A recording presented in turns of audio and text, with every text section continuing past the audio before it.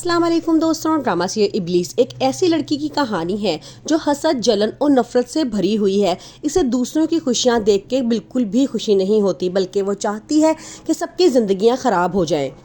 वो अपने घर में रहने वाली नौकर की बेटी मरियम से ख़ास तौर पर नफ़रत करती है। खुद गलतियां करती है लेकिन इल्ज़ाम हमेशा मरियम पे ढाल देती है।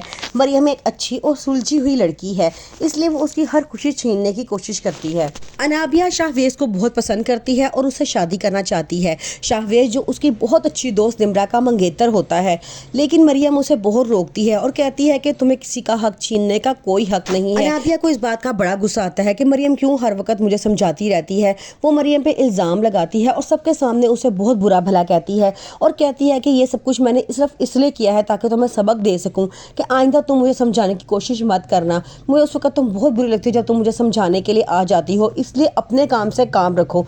मरियम खामोश हो जाती है, लेकिन दिल से वो ये नहीं चाहती कि निम्रा का घर खराब हो। अवैस बड़ा परेशान है।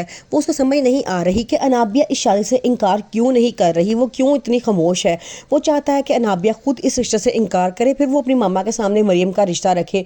वो बारहा अपनी मामा से इस बात पे भी लड़ चुका है कि वो मरियम से शादी करना चाहता है, लेकिन उसकी मामा उसकी कोई बात नहीं मानती और कहती है कि तुम्हारी शादी सिर्फ अनाबिया से ही होगी। मरियम नौकरों की बेटी है और नौकरों को मदद की जाती है, उन्हें अपने साथ लाके बिठाया नहीं जाता। अनाबिया शाहवेज़ के करीब आने के लिए मरियम को रोज़ उनके घर ले जाती है ताकि वो की मामा सुल्ताना आंटी को कुरान पाक पढ़ा सकें और इस तरह वो शाहवेज़ के ज़्यादा करीब हो जाए। सुल्ताना आंटी जब उसका कुरान पाक सुनती हैं तो बहुत खुश होती हैं और कहती हैं कि मैं तुम्हें फ़ीस देना चाहती हूँ। फ़ौरन अनाबिया बोलती है कि नहीं आंटी, ये कोई आपसे फ़ीस नहीं लेगी क्योंकि ये मेरे कहने पर आपके पास आई है। तो साथ ही आंटी कहती हैं तुम खुद चुप हो जाओ, मेरा और उसका मामला है, मैं उसको फ़ीस दूंगी क्योंकि वो अपना कीमती वक्त में से टाइम निकाल के मेरे पास आती है। अनाबिया फ़ौरन कहती है कि इसका टाइम कहाँ से कीमती हो गया। ये बात सुल्ताना आंटी को बिल्कुल भी पसंद नहीं आती।